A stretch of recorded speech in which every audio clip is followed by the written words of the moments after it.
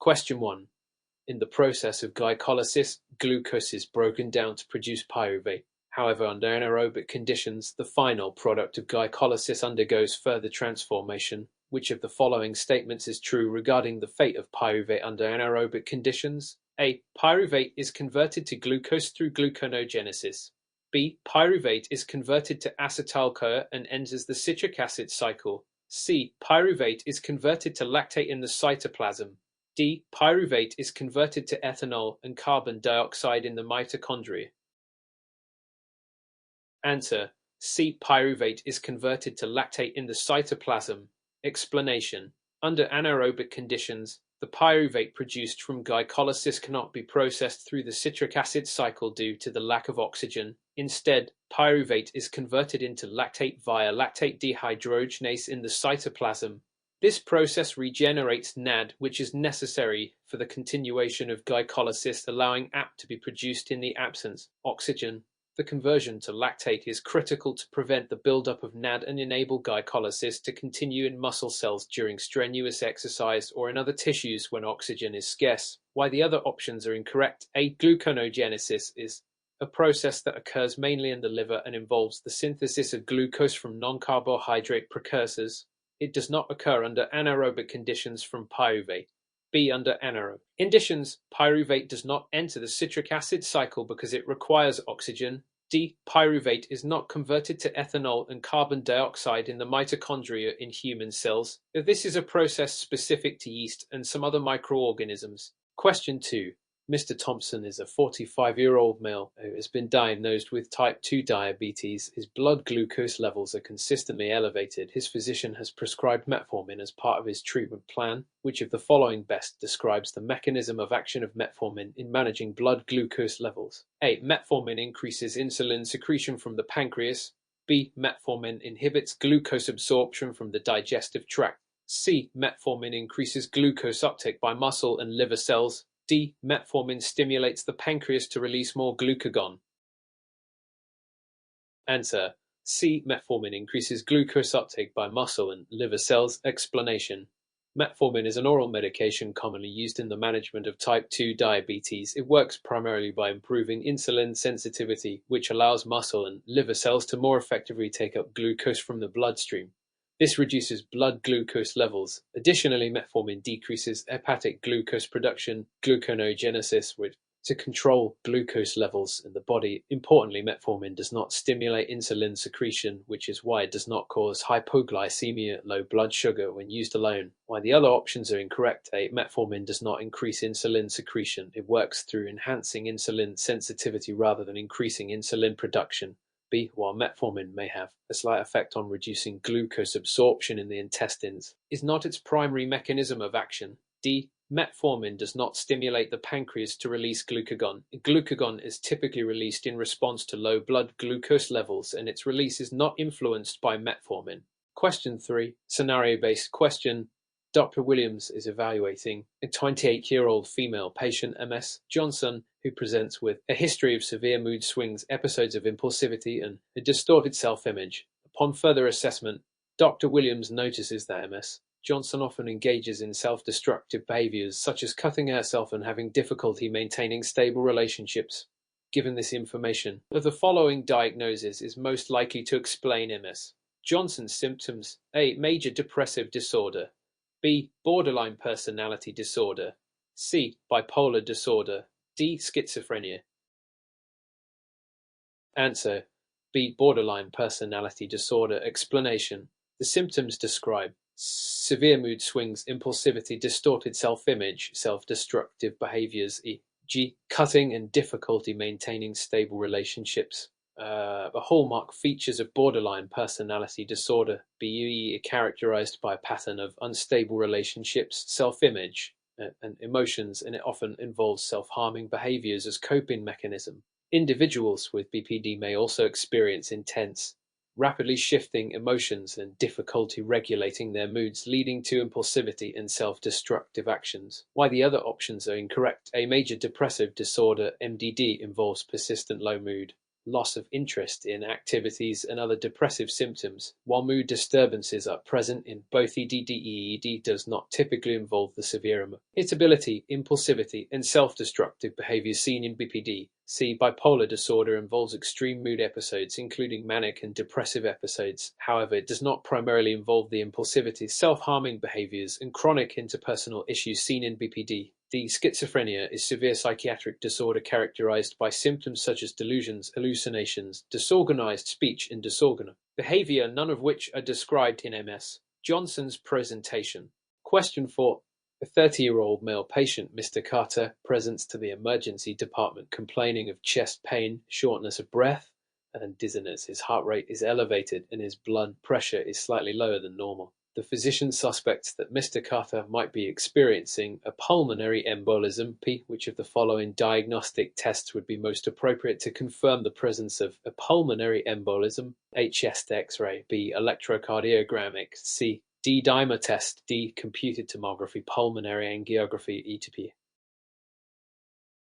Answer: D. Computed tomography, pulmonary angiography, ETP. Explanation: pulmonary embolism (P) occurs when a blood clot obstructs a pulmonary artery, leading to respiratory and cardiovascular compromise. The best diagnostic tool to confirm a P is a computed tomography, pulmonary angiography, EPA, as it provides direct visualization of the pulmonary arteries and can detect the presence of EPA is considered the gold standard for diagnosing P, while the other options are incorrect. A chest X-ray is commonly used to rule out other conditions, e.g. pneumonia or pneumothorax, but it does not directly confirm P. B. Electrocardiogram can show signs of strain on the heart due to P, such as right ventricular strain, but it is not definitive for diagnosing P. C. D-dimer test measures the level of degradation products in the blood. Elevated levels can suggest the presence of a clot, but a positive D-dimer test is not specific enough to diagnose P without further imaging studies like C2P. Question 5. A 22-year-old female MS. Thompson presents to her physician with complaints of persistent fatigue, weight gain, and dry skin. On examination, she has a slow heart rate and delayed reflexes. Her thyroid function tests show an elevated TSH level and a low free level. Which of the following is the most likely diagnosis? A. Hyperthyroidism. B. Hypothyroidism. C. Graves' disease. D. Subclinical hyperthyroidism. Answer: B. Hypothyroidism. Explanation: MS Thompson's symptoms: fatigue, weight gain, dry skin, slow heart rate, and delayed reflexes are indicative of hypothyroidism, which is characterized by insufficient thyroid hormone production. The elevated TSH, thyroid stimulating hormone level, and low free thyroxine level confirm the diagnosis of primary hypothyroidism, where the thyroid gland is not producing enough thyroid hormone, leading to an increase in TH as the pituitary gland attempts to stimulate the thyroid, while the other options are incorrect. A. Hypothyroidism would present with symptoms such as weight loss, increased heart rate, and heat intolerance, which are the opposite of MS. Thompson's symptoms: C. Graves' disease is a form of hypothyroidism and would typically be present with symptoms like rapid heart rate, weight loss, and bulging eyes, exophthalmos, which are seen in this patient. D. Subclinical hypothyroidism is characterized by low TSH levels with normal thyroid hormone levels, TNT, which does not match the lab results in this case. Question 6. Mr. Davis, a 50-year-old male, has a history of hypertension, type 2 diabetes, and hyperlipidemia. His physician is considering starting him on a statin medication to manage his cholesterol levels. What is the primary mechanism of action of statins in reducing cholesterol levels? A. Statins inhibit the enzyme HMD co-reductase, leading to decreased cholesterol synthesis in the liver. B. Statins increase the clearance of low-density lipoprotein (LDL) from the bloodstream by enhancing LDL receptor activity. C. Statins increase the production of high-density lipoprotein (HDL) in the liver, thereby increasing cholesterol elimination. D. Statins inhibit the absorption of cholesterol from the gastrointestinal tract. Answer: A. Statins inhibit the enzyme HMDO reductase, leading to decreased cholesterol synthesis in the liver. Explanation: statins work by inhibiting HMD co-reductase, which is a key enzyme involved in the biosynthesis of cholesterol in the liver. By blocking this enzyme, statins reduce cholesterol production, which in turn lowers serum levels of low-density lipoprotein (LDL) cholesterol. This effect is beneficial in hyperlipidemia and reducing the risk of cardiovascular events, while the other options are incorrect. B. While statins may indirectly enhance LDL receptor activity, their primary mechanism of action is the inhibition of HMD co-reductase. C. Statins do not directly increase HDL production. They mainly focus on lowering LDL cholesterol. D. Statins do not inhibit cholesterol absorption from the gastrointestinal tract. This is a mechanism of action of a different class of drugs called bile acid sequestrants. Question 7. MS Hernandez, a 40-year-old woman with a history of generalized anxiety disorder, is prescribed an Esria selective serotonin reuptake inhibitor for her anxiety. However, she is concerned about potential side effects. Which of the following is the most common side effect of Esria? A. Weight gain. B. Sexual dysfunction. C. Hypertension. D. Sedation. Answer. B. Sexual dysfunction. Explanation. Selective serotonin reuptake inhibitors Esria are commonly prescribed for anxiety and depression. One of the most common side effects of Esria is sexual dysfunction, which can include reduced libido, difficulty achieving orgasm, and erectile dysfunction in men. This side effect is observed in a significant proportion of patients taking Esria and can sometimes lead to non-compliance with treatment. The other options are incorrect. A. Weight gain is not a common side effect of Esria, although it can occur in some patients, particularly with long-term use of certain Esria. C. Hypertension is not typically associated with Esria. Some Esria may even have a mild effect of lowering blood pressure. D. Esria are not generally associated with sedation. In fact, some individuals may experience insomnia or difficulty sleeping as a side effect. Question 8. Mr. Green, a 65-year-old man with a history of coronary artery disease, is admitted to the hospital with chest pain and suspected acute myocardial infarction (MI). Upon evaluation, his troponin levels are elevated and an X shows some segment elevation. Which of the following interventions is the most appropriate for Mr. Green to reduce his risk of further myocardial damage? A. Administer aspirin to inhibit platelet aggregation. B. Initiate intravenous fluids to maintain blood pressure. C. Start a beta blocker to reduce heart rate and myocardial oxygen demand. D. Perform a coronary artery bypass grafting CABG surgery immediately. Answer A. Administer aspirin to inhibit platelet aggregation. Explanation. In the setting of an acute myocardial infarction (MI), the most appropriate immediate intervention is the administration of aspirin. Aspirin inhibits cyclooxygenase (COX) and prevents the formation of thromboxane, a potent platelet aggregator. This reduces platelet aggregation and helps prevent further thrombus formation in the coronary artery, thereby reducing the extent of myocardial damage, while the other options are incorrect. B. Intravenous fluids may be necessary if the patient is hypotensive, but they are not the first-line treatment for reducing myocardial damage in an acute MI. C. While beta blockers may be used in the management of MI to reduce heart rate and myocardial oxygen demand, aspirin is more critical in the acute phase. D. CABG surgery is not immediately indicated for all MI patients. It is generally performed when significant coronary artery blockage is identified and requires surgical intervention, but not as an initial treatment. Question 9. A 55-year-old female patient, Mrs. Adams, is diagnosed with osteoporosis after a bone density test shows a T-score of -2.8. Her physician recommends starting pharmacologic therapy. Which of the following medications is the most commonly prescribed to increase bone density and reduce fracture risk in patients with osteoporosis? A. Bisphosphonates. B. Estrogen replacement therapy. C. A parathyroid hormone. D. Calcitonin. Answer A. Bisphosphonates. Explanation. Bisphosphonates are the most commonly prescribed medications for the treatment of osteoporosis. These drugs work by inhibiting osteoclast activity, which decreases bone resorption and increases bone mineral density. Bisphosphonates have been shown to reduce the risk of fractures in patients with osteoporosis and are typically the first-line treatment, while the other options are incorrect. B. Replacement therapy is no longer considered. The first-line treatment for osteoporosis due to its potential risks, including an increased risk of breast cancer and thromboembolic events. C. Parathyroid hormone is used in severe cases of osteoporosis and is typically reserved for patients who are at high risk for fractures and do not respond to other treatments. D. Calcitonin is another treatment option for osteoporosis, but it's commonly used due to its limited effectiveness compared to bisphosphonates. Question 10. A 72-year-old male, Mr. Thompson, presents to his physician with complaints of difficulty urinating, a weak stream, and the sensation of incomplete emptying of his bladder. He has a history of benign prostatic hyperplasia (BH). Examination: his prostate is enlarged but not tender, and a digital rectal exam reveals a smooth, firm enlargement. Which of the following medications is most commonly prescribed? Symptomatic relief BH. A. Alpha-1 blockers. B. 5-alpha reductase inhibitors. C. Anticholinergic agents. D. Diuretics.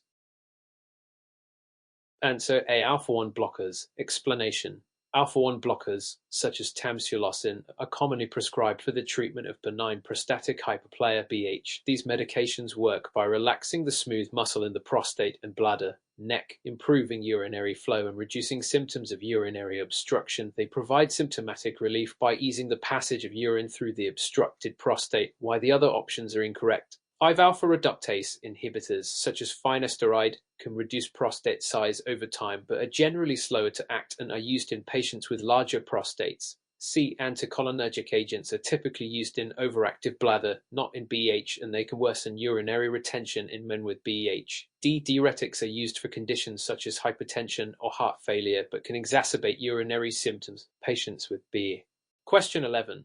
A 38-year-old female, Mrs. Wilson, presents to the clinic for evaluation of persistent fatigue, weight loss, and frequent diarrhea. On examination, her skin is noted to be hyperpigmented, especially in the creases of her palms. Laboratory tests reveal elevated serum potassium levels and low sodium levels. Her morning cortisol is low, and an ACT stimulation test shows little to no increase in cortisol levels. What is the most likely diagnosis? A. Addison's disease. B. Cushing's syndrome.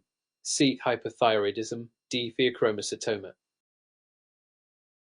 Answer A. Addison's disease. Explanation: the patient's symptoms of fatigue, weight loss, diarrhea, hyperpigmentation, and electrolyte imbalances, elevated potassium and low sodium, are consistent with Addison's disease, a form of primary adrenal insufficiency. In Addison's disease, the adrenal glands fail to produce adequate amounts of cortisol and aldosterone, leading to symptoms such as fatigue, weight loss, hyperpigmentation, and electrolyte abnormalities. The low morning cortisol and lack of response to ACT stimulation confirm the diagnosis, while the other options are incorrect. B. Cushing's syndrome would present with symptoms such as weight gain, central obesity, and purple striae rather than weight loss. C. Hypothyroidism typically causes symptoms like weight loss, tremors, and heat intolerance, but it does not lead to hyperpigmentation or electrolyte imbalances, is seen in AD. Disease D. Pheochromocytoma would typically cause symptoms like hypertension, headaches, and palpitations, but not the fatigue, weight loss, and hyperpigmentation seen in this case. Question 12. A 28-year-old male, Mr. Harris, presents to the emergency department after a motorcycle accident. He is conscious but complains of severe back pain. Physical examination reveals tenderness over his lower back and limited range of motion. He is unable to perform straight leg raises without significant pain. Radiographic imaging confirms the presence of a lumbar vertebral compression fracture. What is the most appropriate management for this patient? A. Conservative treatment with pain management and activity restrictions. B. Immediate surgical intervention to stabilize the spine. C. Use of a back brace for immobilization and pain relief. D. Application of traction to realign the vertebral body. Answer A. Conservative treatment with pain management and activity restrictions. Explanation: in most cases of lumbar vertebral compression fractures, particularly those without neurological deficits, conservative management is the first line of treatment. This involves pain management, activity restrictions, and possibly the use of a back brace to support the spine during the healing process. Most compression fractures in otherwise healthy individuals well with this approach, while the other options are incorrect. B. Surgical intervention is typically reserved for patients with severe spinal instability, neurological deficits, or fractures that do not heal with conservative treatment. C. A back brace may be used for comfort, but it is not the primary treatment for a stable fracture. D. Traction is not typically used for lumbar compression fractures, as it can cause additional harm to the spine in case. Question 13. A 62-year-old female, Mrs. Young, with a history of hypertension and hyperlipidemia presents to her physician for a routine checkup. Her blood pressure is 145/92 mm Hg, and her fasting glucose level is 115 dL. She reports occasional headaches and dizziness. The physician suspects that Mrs. Young may have prediabetes. Which of the following is the most appropriate next in her management? A. Initiate metformin therapy. B. Order a 2-hour oral glucose tolerance test, or C. Reassess her blood pressure and glucose levels in 6 months. D. Recommend lifestyle modifications, including diet and exercise. Answer: D. Recommend lifestyle modifications, including diet and exercise. Explanation: the most appropriate first step in managing prediabetes is to recommend lifestyle modifications. These include dietary changes, increased physical activity, and weight loss, which have been shown to delay or prevent the onset of type 2 diabetes. Mrs. Young's fasting glucose of 115 mg/dl places her in the prediabetic range. Lifestyle changes are often the most effective initial intervention, while the other options are incorrect. A. Metformin is typically prescribed when lifestyle modifications are not sufficient to manage blood sugar or if the patient has a higher risk of progressing to diabetes. B. A 2-hour OG could be performed, but the diagnosis of prediabetes can often be made with a fasting glucose level alone, and the priority is to address lifestyle change. First, C. Delaying management by 6 months would not be appropriate, as early intervention can reduce the risk of progressing to diabetes. Question 14. A 49-year-old male, Mr. Williams, presents to the clinic with complaints of palpitations, anxiety, and excessive sweating. He has a history of hypertension and smokes 1 pack of cigarettes per day. On physical examination, his heart rate is 110 bpm and blood pressure is 106 to 90 mm Hg. The physician suspects pheochromocytoma. Which of the following tests would be most useful in confirming this diagnosis? A. Serum cortisol levels. B. Urinary catecholamines and methamphenes. C. ECG to assess for arrhythmias. D. Chest X-ray to evaluate the lungs. Answer: B. Urinary catecholamines and methamphenes. Explanation: pheochromocytoma is a rare tumor of the adrenal medulla that secretes catecholamines such as adrenaline and norepinephrine. The best diagnostic test for pheochromocytoma is the measurement of urinary catecholamines and their metabolites methamphenes, which are elevated in patients with this condition, while the other options are incorrect. A. Serum cortisol levels are used for disorders such as Cushing's syndrome, not pheochromocytoma. C. While an ECG can help identify arrhythmias caused by catecholamine excess, it is not diagnostic for pheochromocytoma. D. Chest X-ray does not provide information relevant to the diagnosis of pheochromocytoma. Question 15. A 56-year-old male, Mr. Clark, is diagnosed with type 2 diabetes mellitus. His physician recommends starting him on an oral hypoglycemic agent. Which of the following medications primarily works by increasing insulin sensitivity in peripheral tissues? A. Sulfonylureas. B. Biguanides. E. G. Metformin. C. Thiazolidinediones. D. DPP-4 inhibitors. Answer: B. Biguanides. E. G. Metformin. Explanation: metformin, a biguanide, is the first-line medication for managing type 2 diabetes. It works primarily by increasing insulin sensitivity in peripheral tissues such as muscle and fat, thereby improving glucose uptake and lowering blood sugar levels. It also decreases hepatic glucose production, while the other options are incorrect. A. Sulfonylureas increase insulin from the pancreas but do not affect insulin sensitivity. C. Thiazolidinediones. E. G. P-glitazone also increase insulin sensitivity but are not typically first-line treatment due to their potential side effects. D. DPP-4 inhibitors work by enhancing the effects of incretin hormones, which increase insulin release and inhibit glucagon, but they do not primarily increase insulin sensitivity. Question 16. A 70-year-old female, Mrs. Green, is admitted to the hospital after a fall and hip fracture. She has a history of osteoporosis and takes alendronate, a bisphosphonate, for bone health. She asks her physician about the risks of long-term bisphosphonate use. Which of the following is the most concerning potential side effect of prolonged bisphosphonate therapy? A. Osteonecrosis of the jaw. B. Hypercalcemia. C. Kidney stones. D. Elevated liver enzymes.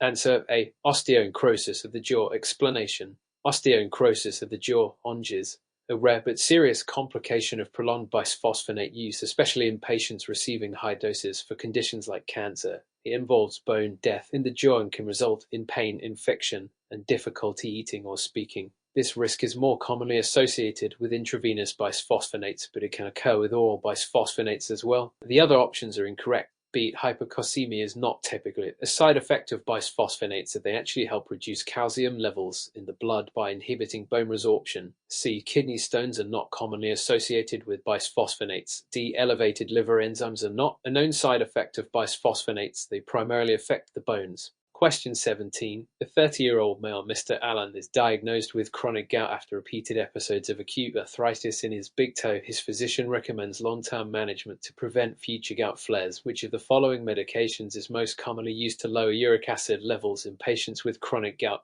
A. Allopurinol. B. Colchicine. C. Prednisone. D. Probenecid. Answer A. Allopurinol. Explanation. Allopurinol is a xanthine oxidase inhibitor that reduces uric acid production in the body, making it the first-line treatment for the long-term management of chronic gout. It helps prevent future gout flares by lowering serum uric acid levels. Why the other options are incorrect. B. Colchicine is used for acute gout flare management but is not typically used for long-term uric acid lowering. Prednisone is a corticosteroid used for managing inflammation during acute gout flares but does not lower uric acid levels. D. Probenecid can increase the excretion of uric acid, but is less commonly used than allopurinol for chronic gout management. Question 18. A 45-year-old male, Mr. Mitchell, presents to his physician for a routine checkup. His cholesterol levels are elevated, with an LDL of 108 mg/dL. He is otherwise healthy and does not have a history of cardiovascular disease. Which of the following is the most appropriate next step in managing Mr. Mitchell's hyperlipidemia? A. Start a statin medication immediately. B. Recommend lifestyle changes and recheck cholesterol in 3-6 months. C. Order a coronary artery calcium score to assess cardiovascular risk. D. Start a fibrate medication immediately. Answer B. Recommend lifestyle changes and recheck cholesterol in 3-6 months. Explanation.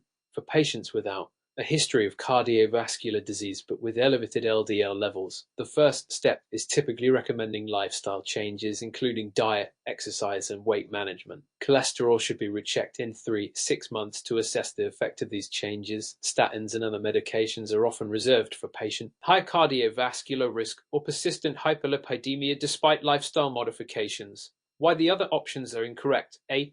Statins are often prescribed when lifestyle changes alone are insufficient, but they are not typically started immediately in patients without cardiovascular disease or other high-risk factors. C. A coronary artery calcium score may be helpful in assessing cardiovascular risk, but is not the first-line test for patient without other risk factors.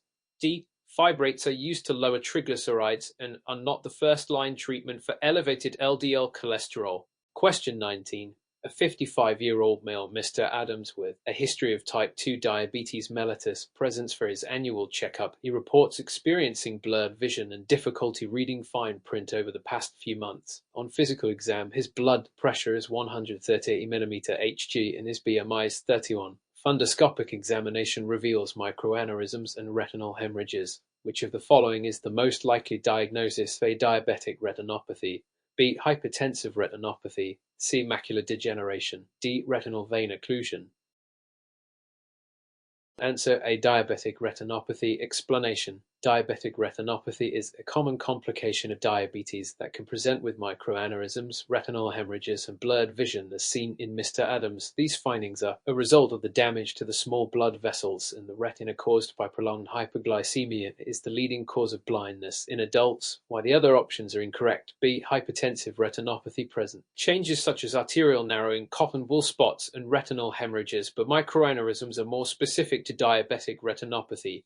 C. Macular degeneration typically presents with central vision loss and drusen yellow deposits under the retina, not the microvascular changes seen in diabetic retinopathy. D. Retinal vein occlusion can cause retinal hemorrhages but is less likely to present with microaneurysms, which are hallmark of diabetic retinopathy. Question 20. A 45-year-old female, Mrs. Roberts, presents with a history of fatigue, muscle weakness, and frequent falls. She reports that her symptoms have gradually worsened over the past year. She also mentions difficulty swallowing and slurred speech. A neurological examination reveals weakness in the upper and lower limbs with a characteristic spoon sign on the tongue. The most likely diagnosis is the amyotrophic lateral sclerosis (ALS). B. Multiple sclerosis. C. Myasthenia gravis. D. Guillain-Barré syndrome. Answer A. Amyotrophic lateral sclerosis ALS. Explanation. Amyotrophic lateral sclerosis ALS is a progressive neurodegenerative disease that affects both upper and lower motor neurons, leading to symptoms such as muscle weakness, difficulty swallowing, slurred speech, and fatigue. The spoon sign refers to the tongue's characteristic appearance in ALS due to atrophy. ALS leads to progressive paralysis, and the patient may eventually have respiratory failure, while the other options are incorrect. B. Multiple sclerosis, typically presents with relapsing and remitting episodes of neurological symptoms, including sensory deficits, rather than the progressive weakness seen in ALS. C. Myasthenia gravis causes muscle weakness, but it is typically more pronounced in the ocular and bulbar muscles, and it improves with rest. Not the case in ALS. D. Guillain-Barré syndrome is an acute inflammatory polyneuropathy that usually follows an infection, causing ascending paralysis, which is different from the chronic, progressive nature of ALS. Question 21. A 70-year-old male, Mr. Stevens, presents to the emergency department with chest pain radiating to his left arm and jaw. He describes the pain as crushing and lasting for 30 minutes. On physical examination, his blood pressure is 106 to 95 mm Hg, heart rate is 100 bpm, and he is diaphoretic. An egg shows segment elevation of Roman enough. What is the most appropriate initial management for this patient? A. Administer aspirin and initiate nitroglycerin. B. Initiate thrombolytic therapy. C. Perform coronary angiography and percutaneous coronary intervention ECM. D. Start intravenous heparin and monitor the patient in a step-down unit. Answer. C. Perform coronary angiography and percutaneous coronary intervention ECI. Explanation. Mr. Stevens is presenting with signs and symptoms of instant segment elevation myocardial infarction STEMI, which is an emergency. The most appropriate initial management for STEMI is urgent coronary angiography followed by percutaneous coronary intervention ECI to restore blood flow to the affected coronary artery, reduces myocardial damage and improves outcomes, while the other options are incorrect. A. While aspirin and nitroglycerin are part of the management for STEMI, they are not sufficient as the initial intervention in this case. PCI is the definitive treatment. B. Thrombolytic therapy is an option for STEMI. ECI is not available, but PCI is preferred if it can be performed within 90 minutes of symptom onset. D. Intravenous HEP and monitoring are part of the supportive care for STEMI, but PCI is the first-line therapy. Question 22. A 50-year-old male, Mr. Thompson, presents with a 3-week history of non-productive cough, night sweats, and unexplained weight loss. He recently returned from a trip to Southeast Asia. Physical examination reveals lymphadenopathy, particularly in the supraclavicular region. Chest X-ray shows upper lobe consolidation. Which of the following is the most likely diagnosis? A. Tuberculosis. B. Lung cancer. C. Sarcoidosis. D. Community-acquired pneumonia. Answer A. Tuberculosis. Explanation. Tuberculosis (TB) is characterized by a chronic cough, weight loss, night sweats, and lymphadenopathy, particularly in travelers returning from endemic areas. The chest X-ray findings of upper lobe consolidation are typical of pulmonary TB. The patient's history and presentation raise concern for reactivation of TB, while the other options are incorrect. B. Lung cancer can cause weight loss and cough, but is less likely to present with the history of travel and lymphadenopathy seen in this patient. C. Sarcoidosis can cause lymphadenopathy and pulmonary consolidation, but it is less likely to cause the weight loss and night sweats typical of TB. D. Community-acquired pneumonia would present with acute symptoms such as fever-productive cough and rapid onset, rather than the chronic symptoms seen here. Question 23. A 33-year-old female, Mrs. Mitchell, presents with a 2-week history of abdominal pain, bloating, and changes in bowel habits. She reports alternating diarrhea and constipation. Her symptoms worsen after eating certain foods. She has a normal physical examination and no significant medical history. What is the most likely diagnosis? A. Irritable bowel syndrome. B. Inflammatory bowel disease. C. Celiac disease. D. Lactose intolerance. Answer A. Irritable bowel syndrome. Explanation. Irritable bowel syndrome is a functional gastrointestinal disorder characterized by abdominal pain, bloating, and alternating diarrhea and constipation. The absence of alarm symptoms such as weight loss or blood in stools and the chronic nature of the symptoms without underlying pathology suggests symptoms often worsen after eating certain foods, while the other options are incorrect. Inflammatory bowel disease. such as Crohn's disease or ulcerative colitis, typically presents with chronic diarrhea, abdominal pain, and weight loss, and often includes blood in the stools. C. Celiac disease can cause gastrointestinal symptoms, but it would be more likely to present with malabsorption, diarrhea, and weight loss, along with positive serology for celiac disease. D. Lactose intolerance typically causes bloating, diarrhea, and cramp after consuming dairy products, but it does not typically present with alternating diarrhea and constipation. Question 24. A 40-year-old male, Mr. Lee, presents to his physician with a 3-month history of painless swelling in his neck. He reports no fever, weight loss, or night sweats. On examination, a firm, non-tender mobile mass is palpated in the left cervical lymph node chain. A biopsy of the lymph node reveals Reed-Sternberg cells. What is the most likely diagnosis? A. Hodgkin lymphoma. B. Non-Hodgkin lymphoma. C. Metastatic thyroid cancer. D. Tuberculosis. Answer: A. Hodgkin lymphoma. Explanation: Reed-Sternberg cells are characteristic of Hodgkin lymphoma, a type of lymphatic cancer. The painless swelling of lymph nodes, particularly in the neck, is a common presenting symptom. The absence of systemic symptoms such as fever, weight loss, and night sweats does not exclude the diagnosis, but they may appear later in the disease. Why the other options are incorrect. B. Non-Hodgkin lymphoma can present with lymphadenopathy, but it does not typically show Reed-Sternberg cells on biopsy. C. Metastatic thyroid cancer can cause cervical lymphadenopathy, but would not present with Reed-Sternberg cells. D. Tuberculosis can cause lymphadenopathy, but Reed-Sternberg cells are not present in TB lymphadenitis. Question 25. A 22-year-old female MS Walker presents with acute onset of severe right lower quadrant abdominal pain, nausea, and vomiting. She has a low-grade fever and tenderness. On palpation of the right lower abdomen, a pelvic ultrasound reveals a 3-centimeter mass in the right ovary. What is the most likely diagnosis? A. Ectopic pregnancy. B. Ovarian torsion. C. Acute appendicitis. D. Pelvic inflammatory disease pit. Answer: B. Ovarian torsion. Explanation: Ovarian torsion occurs when the ovary twists around its supporting ligaments, leading to ischemia and severe abdominal pain.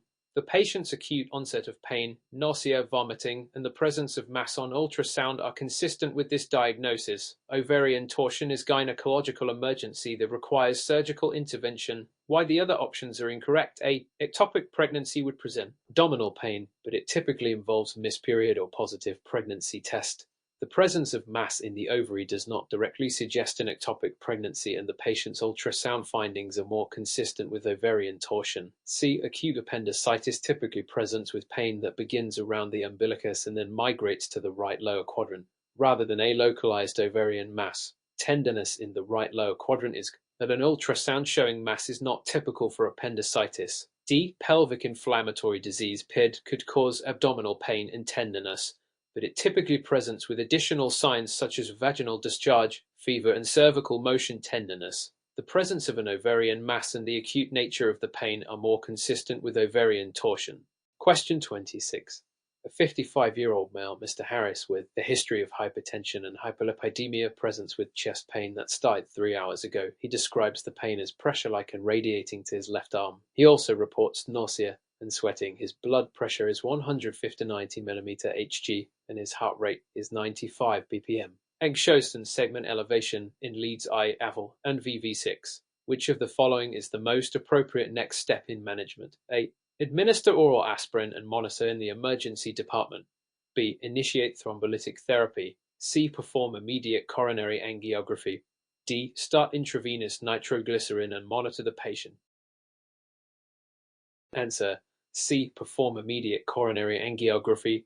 Explanation: Mr. Harris is presenting with symptoms and an ache that are consistent with an acute segment elevation myocardial infarction STEMI, the gold standard for treating STEMI, especially when the patient presents within the window for timely intervention is immediate coronary angiography followed by percutaneous coronary intervention (ECI) to restore blood flow and myocardial damage. Why the other options are incorrect. A. While aspirin is important in the management of STEMI, simply monitoring the patient without performing angiography is inadequate. PCI is the definitive treatment. B. Thrombolytic therapy is a second-line option at ECI cannot be performed within 90 minutes of symptom onset, but PCI is preferred if available. D. Nitroglycerin can help with symptom relief by myocardial oxygen demand, but it does not address the underlying blockage, which is why angiography is needed immediately. Question 27. A 30-year-old male, Mr. Green, presents with a 1-week history of fever, headache, and a rash that began on his wrists and ankles. The rash has spread to his arms, legs, and trunk. He also reports muscle aches and joint pain. He recently returned from a hiking trip in the Rocky Mountains. On examination, a maculopapular rash with some petechial lesions. What is the most likely diagnosis? A. Rocky Mountain spotted fever. B. Lyme disease. C. Ehrlichiosis. D. Measles. Answer A. Rocky Mountain spotted fever. Explanation: Rocky Mountain spotted fever (RF) is caused by the bacterium Rickettsia rickettsii, and it often presents with fever, headache, rash, and a history of tick exposure. The rash typically begins on the wrists and ankles and then spreads centrally, often with petechial lesions. Mr. Green's recent hiking trip in the Rocky Mountains increases the likelihood of this diagnosis, while the other options are incorrect. Lyme disease, caused by Borrelia burgdorferi, presents with erythema migrans, a characteristic bullseye rash rather than the rash seen on RSF. C. Ehrlichiosis can cause fever and rash, but the rash is typically not as petechial as in RF, and the history of tick exposure in RF makes it more likely. D. Measles presents with high fever, cough, coryza, and conjunctivitis, followed by maculopapular rash that starts on the face and spreads downwards. The distribution and history in this case point RF. Question 20. A 65-year-old male, Mr. Nelson, with a history of smoking and chronic obstructive pulmonary disease, COPD, presents with worsening shortness of breath over the past 2 days. He reports a productive cough with greenish sputum. His vital signs show a temperature of 101 day, heart rate of 105 ppm, and respiratory rate of 22 ppm. By examination, he is using accessory to breathe and has decreased breath, sounds with wheezing. Chest x-ray shows increased bronchial markings. What is the most likely diagnosis? A. Acute exacerbation of COPD. B. Community-acquired pneumonia. C. Pulmonary embolism. D. Acute asthma attack. Answer A. Acute exacerbation of COPD. Explanation: an acute exacerbation of COPD often presents with worsening shortness of breath, cough with sputum production, and signs of respiratory distress. In Mr. Nelson's case, the productive cough with greenish sputum, history of smoking and wheezing, along with findings on chest x-ray increased bronchial markings, are indicative of a COPD exacerbation. The fever may suggest an underlying infection, but primary diagnosis is the COPD exacerbation, while the other options are incorrect. B. Community-acquired pneumonia typically presents with fever, cough, and dyspnea, but the physical exam and x-ray findings are more consistent with the COPD exacerbation, and pneumonia would often show consolidation on the x-ray. C. Pulmonary embolism presents with sudden onset dyspnea, chest pain, and possibly hemoptysis, but it would not cause green sputum, wheezing. D. Acute asthma attacks generally present with wheezing and shortness of breath, but are more common in younger patients, and the history of COPD and productive cough points to a COPD exacerbation rather than asthma. Question 29. A 45-year-old female, Mrs. Carter, presents with a 6-month history of fatigue, weight gain, and cold intolerance. She also reports constipation and dry skin. On physical examination, she has bradycardia, delayed reflexes, and puffiness in her face. Laboratory tests reveal an elevated TSH level and low freet. What is the most likely diagnosis? A. Primary hypothyroidism. B. Secondary hypothyroidism. C. Hashimoto's thyroiditis. D. Graves' disease. Answer A. Primary hypothyroidism. Explanation: primary hypothyroidism occurs when the thyroid gland itself is unable to produce sufficient thyroid hormone, leading to an elevated TSH level and low freet. Mrs. Carter's symptoms of fatigue, weight gain, cold intolerance, constipation, and dry skin are all consistent with hypothyroidism. The elevated TH is compensatory as the body tries to stimulate the thyroid to produce more hormone, while the other options are incorrect. B. Secondary hypothyroidism is caused by pituitary dysfunction, resulting in low levels of both TH and thyroid hormones. C. Hashimoto's thyroiditis is the most common cause of primary hypothyroidism, but it would also show specific antibodies, e.g. anti-TO, and is typically diagnosed with additional autoimmune testing. D. Graves' disease is cause of hypothyroidism, not hypothyroidism, and typically presents with symptoms of weight loss, heat intolerance, and tremors. Question 30. A 60-year-old male, Mr. Evans, presents with a 2-week history of hematuria, lower abdominal pain, and a sensation of incomplete bladder emptying. He also reports a 10-pound weight loss over the past month. On physical examination, his bladder is palpable and there is tenderness over the suprapubic area, was the most likely diagnosis. A. Urinary tract infection, UT. B. Bladder cancer. C. Benign prostatic hyperplasia BH. D. Renal stone disease.